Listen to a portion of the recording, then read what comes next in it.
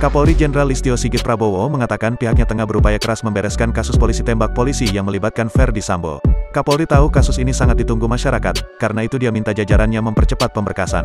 Menurut Kapolri, saat ini pihaknya melakukan koordinasi dengan Kejaksaan Agung jelang pelimpahan barang bukti dan tersangka, tahap 2, dalam kasus pembunuhan berencana dan obstruction of justice atau menghalangi penyidikan kasus Brigadir J.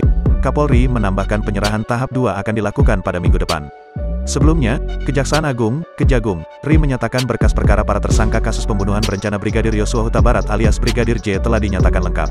Jaksa Agung Muda Tindak Pidana Umum, Jampidum, Kejagung Fadil Zumhana menyatakan bahwa kasus tersebut pun akan segera melaju ke tahap persidangan.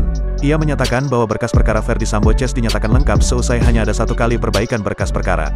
Penyidik Polri pun telah memperbaiki berkas perkara sesuai catatan dari penyidik.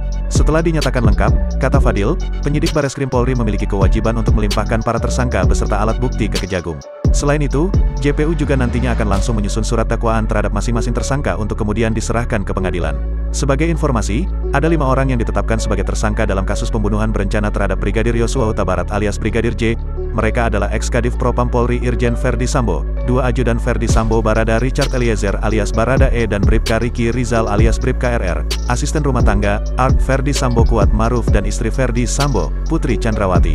Kelima tersangka itu diduga melanggar pasal 340 KUHP subsider pasal 338 KUHP JO pasal 55 ayat 1, pertama KUHP JO pasal 56 pertama KUHP.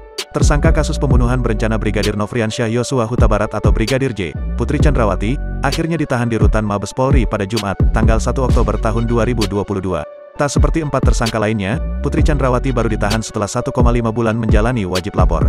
Dengan ditahannya Putri Chandrawati dan Ferdy Sambo, Kapolri Jenderal Listio Sigit Prabowo pun menjamin hak-hak mereka untuk bertemu dengan anaknya.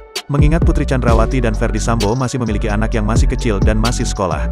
Lebih lanjut, Kapolri menuturkan, kasus pembunuhan berencana Brigadir J ini statusnya sudah P21, sehingga kasus ini sudah dinyatakan lengkap. Kemudian kasus pembunuhan berencana Brigadir J ini akan segera diproses di persidangan.